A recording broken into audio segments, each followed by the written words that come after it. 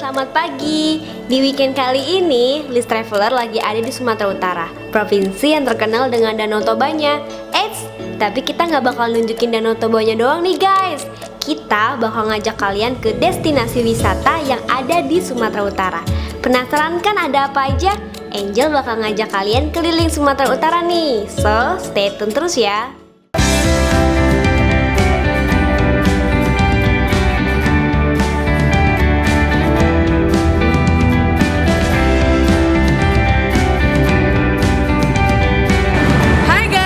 Lagi bareng gua Angelin di List Traveler, let's make a story. Nah guys, gak terasa ternyata udah weekend lagi nih. Dan kali ini gua lagi ada di Sumatera Utara, tepatnya di Kota Medan. Dan nanti gua akan explore gimana keren, seru dan juga menariknya daerah wisata Sumatera Utara. Penasaran? Makanya jangan kemana-mana, kita bakal explore Sumatera Utara hanya di List Traveler, let's make a story.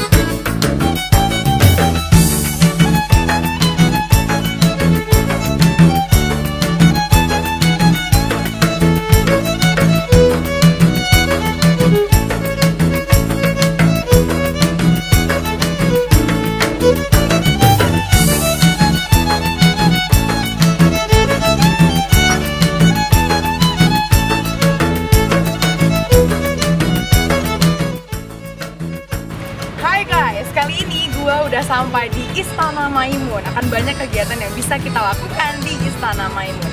Penasaran? Makanya jangan kemana-mana, tetap di List Traveler, let's make a story.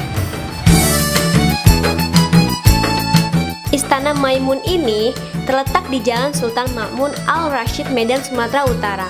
Istana ini adalah bekas peninggalan Kerajaan Delhi, kerajaan terbesar di Sumatera Utara pada zamannya.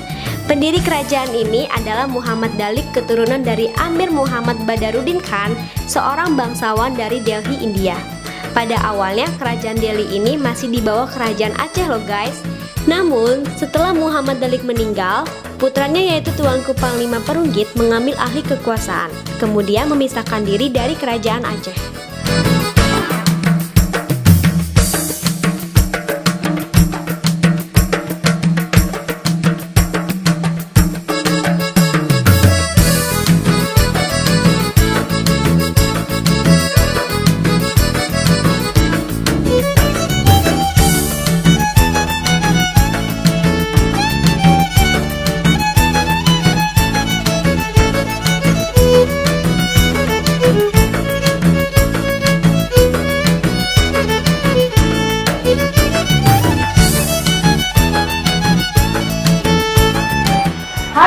Kali ini gua udah berada di dalam Istana Maimun dan saat ini sudah ada bersama kita Bapak Tengku Mohar selaku senior guide dari Istana Maimun. Assalamualaikum Bapak. Waalaikumsalam warahmatullahi wabarakatuh. Ya, kita cerita-cerita sebentar ya Pak ya.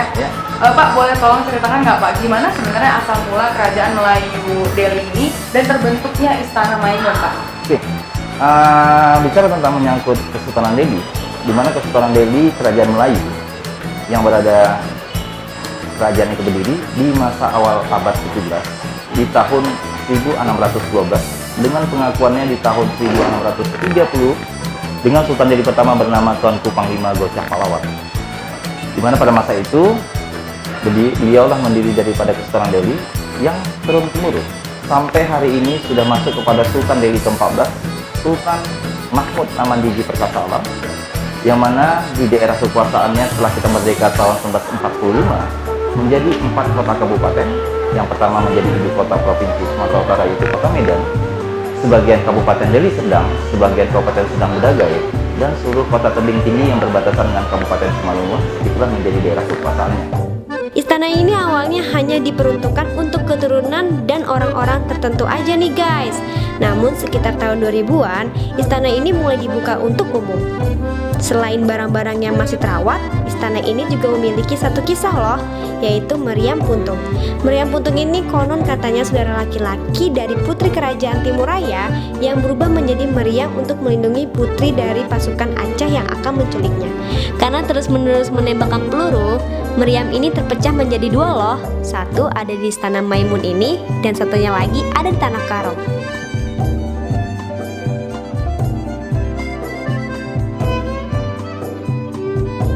Nah guys, tadi kita udah keliling-keliling Istana Maimun dan kita juga udah lihat gimana kerennya sejarah dari Istana Maimun.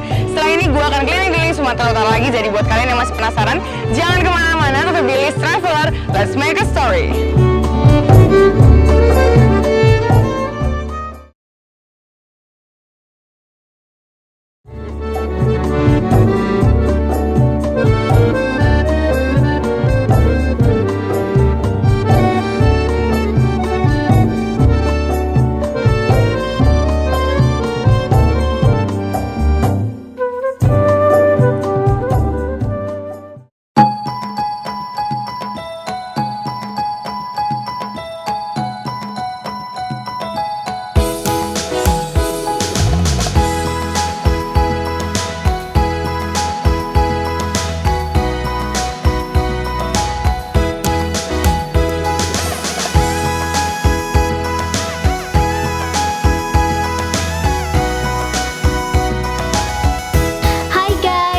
Pada tahu belum pemandian air soda yang ada di Venezuela?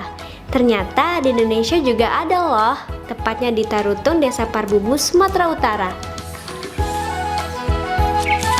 Hai guys, balik lagi bareng gua Angeline di List Traveler, let's make a story.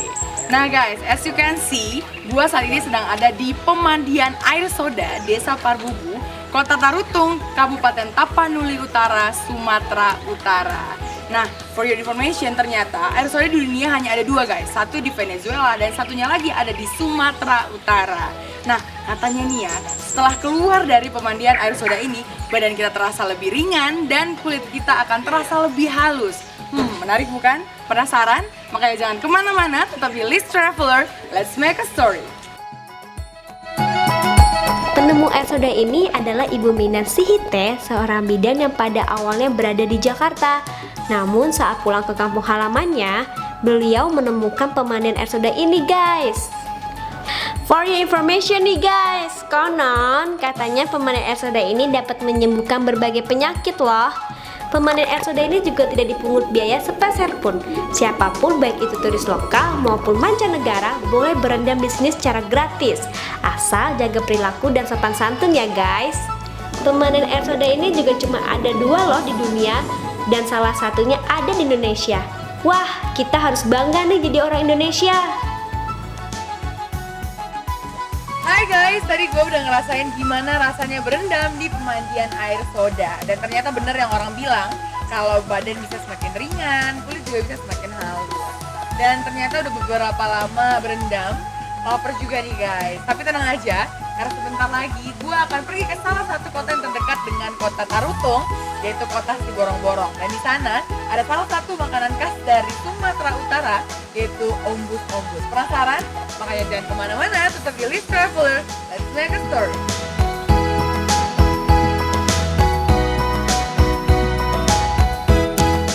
Setelah berendam, alangkah enaknya kita makan-makan dulu guys. Nggak jauh dari Tarutung, Angel bakal ngajak kalian ke kota Siborong-Borong, tempat asal muasal ombus-ombus.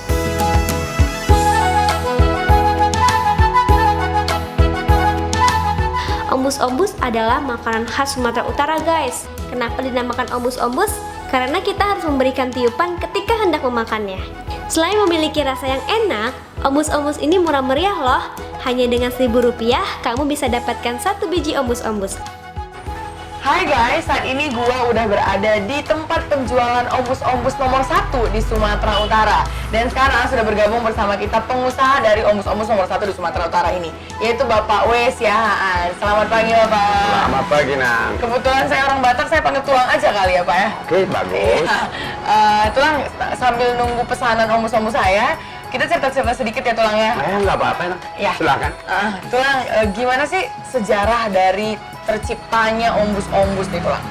Jadi setara secara mendetail saya terangkan ya, tapi kalau secara mendetail betul 100% nggak bisa. Iya. Ini sejarah bapak saya lagi ke saya kan. Iya. Wah. Jadi cuma sejarah yang mau ditanya. Iya. Ini pertama sekali ombus-ombus ini dibikin lapek bulung tetak panas. Pada saat itu ada yang menjual lapek bulung tetak panas ini namanya musik seonding. Jadi karena lapek bulung tetak panas ini artinya kalau tetak panas berarti seperti dijual setiap saat dijual tetak panas. Padahal orang yang jual ombus-ombus ini dulu ada dari kampung-kampung, dari Pohon Tonga dibawa ke seborong-borong ini. Jadi kalau kita bilang tetak panas, padahal udah dibawa jam 6 dari kampung sampai di sini jam 7 malam, jam 6 pagi, jam 7 malam di sini, nggak mungkin lagi panas kan? Jadi datanglah bapak saya dulu almarhum, itu fotonya, Amgiat Syahan, dibikinlah ini namanya ombus-ombus. Kalau kita bilang tetap panas, nggak mungkin lagi tetap panas. Tapi kalau dibilang orang, dibeli ombus-ombus, tapi ombus-ombus kok nggak panas, namanya yang ombus-ombus, bukan dibilang tetap panas, kan itulah sejarah.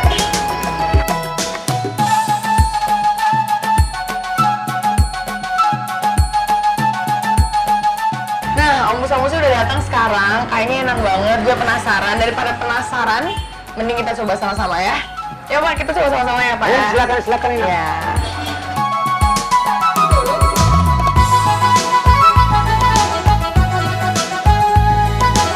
Nah guys, gue udah bawa ombus-ombus sebagai oleh-oleh. Tapi perjalanan gue nggak berhenti sampai di sini aja, karena sebentar lagi gue akan keliling-keliling Sumatera Utara lagi. Penasaran? Makanya jangan kemana-mana, tetap di List Traveler. Let's make a story. Terima kasih Bapak.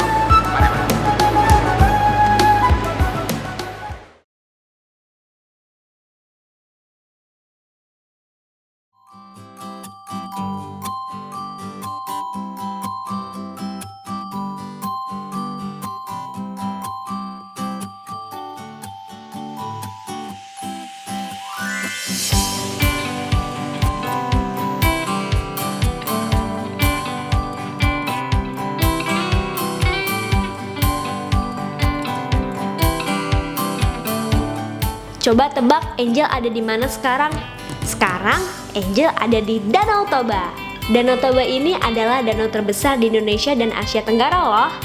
Danau Toba memiliki ukuran panjang sekitar 100 km, lebar sekitar 30 km, dan memiliki kedalaman hingga 505 meter atau 1666 kaki. Dengan lebar seperti itu, Danau Toba menjadi destinasi wisata yang wajib kalian kunjungi nih guys. Hai guys, balik lagi bareng gua Angelin di List Traveler. Let's make a story. Nah, kali ini gua udah sampai di Danau Toba, danau yang terbesar di Asia Tenggara. Nanti kita juga akan nyebrang ke pulau yang ada di tengah-tengah Danau Toba, yaitu Pulau Samosir. Kita akan eksplor sama-sama di List Traveler. Let's make a story.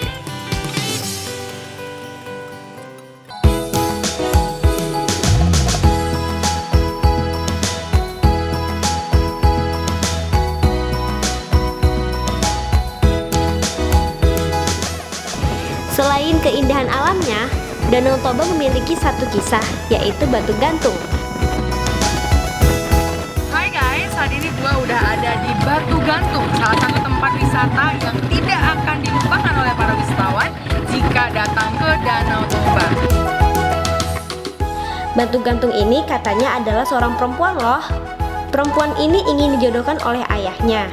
Namun perempuan ini sudah memiliki kekasih. Bingung dan putus asa karena tak ingin dijodohkan, sang putri ini memutuskan untuk melompat ke Danau Toba dan berdoa agar dirinya menjadi batu. Selain kisah Batu Gantung, Danau Toba juga memiliki sebuah pulau loh. Pulau itu adalah Pulau Samosir, tempat asal tarian si Gale-Gale.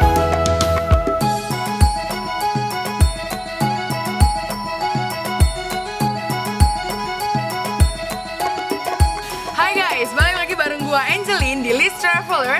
Let's make a story. Nah guys, tadi kita udah keliling-keliling Sumatera Utara dan ada banyak sekali tempat wisata yang bisa kalian kunjungi. Nah sekarang gua udah ada di Desa Wisata Tomok, Kabupaten Samosir, tepatnya di tengah Danau Toba. Nah, ada banyak sekali sudut yang bisa kita kunjungi di Desa Wisata Tomo. Makanya jangan kemana-mana, tetap di List Traveler, let's make a story. Si Gale-Gale sendiri adalah patung berbentuk manusia yang dapat bergerak dan menari dengan diiringi oleh musik tradisional. Awal mula tarian si Gale-Gale ini berawal dari seorang raja di Samosir yang bersedih dan tidak rela ditinggalkan oleh anak semata wayangnya. Karena raja yang terus-menerus bersedih, para penasehat pun membuatkan patung yang menyerupai wajah sang anak. Setelah patung tersebut jadi, dilakukanlah upacara ritual pemanggilan arwah sang anak agar masuk ke dalam patung tersebut. Setelah melihat patung yang menyerupai anaknya tersebut menari, sang raja pun bahagia dan merelakan kepergian sang anak. Seiring berjalannya waktu, masyarakat sekitar sudah memiliki keyakinan akan Tuhan, sehingga kebiasaan memanggil arwah agar si Gale-Gale bergerak sendiri digantikan dengan cara digerakkan oleh manusia. Meskipun digerakkan oleh manusia, ketradisionalan tarian si Gale-Gale ini masih terasa loh guys. Angel udah nunjuki beberapa destinasi wisata di Sumatera Utara, tapi tampaknya kurang lengkap kalau belum beli oleh-oleh nih. Jadi jangan kemana-mana ya, tetap di List Traveler, let's make a story.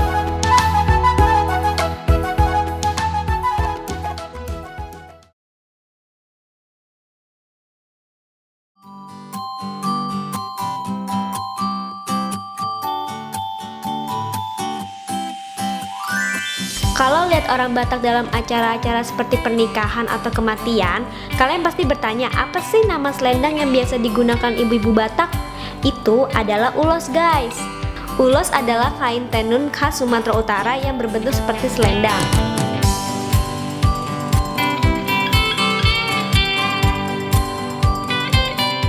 Hai guys, balik lagi bareng gua Angelin di List Travel, let's make a story. Nah, kali ini gua udah sampai di Galeri Ulos Sianipar, tempatnya di Kota Medan. Penasaran gimana caranya membuat ulos?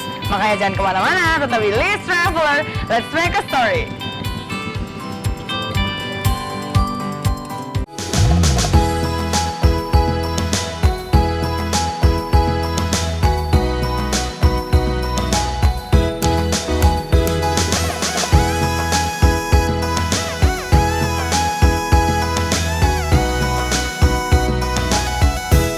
Pembuatan ulos sendiri hampir menyerupai pembuatan kain songket khas Palembang loh, yaitu menggunakan mesin tenun tradisional, bukan mesin otomatis seperti di Galeri Ulos Sianipar dan UKM bersama ini guys. Galeri ulos ini menjual berbagai macam ulos dari berbagai motif loh. Selain menjual ulos, galeri ini memiliki tempat pembuatan ulos langsung dan kita sebagai pengunjung diperbolehkan untuk melihat prosesnya. Jadi, bagi kalian yang penasaran pembuatan ulos ini, kalian bisa langsung menyaksikannya loh guys.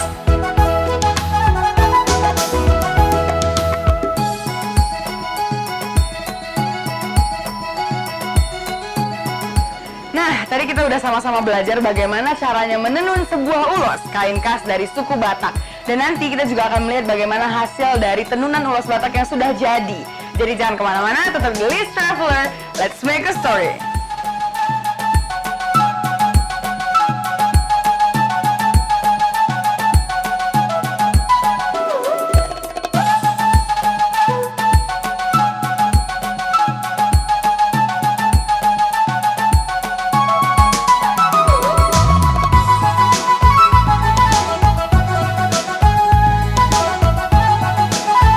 Harga ulos di galeri ini juga sangat terjangkau, mulai dari 15.000 hingga 1 juta rupiah tergantung dari jenis dan bahannya.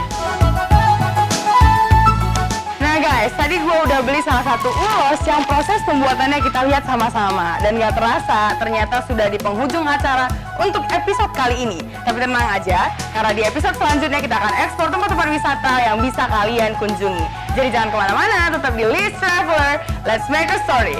Horas!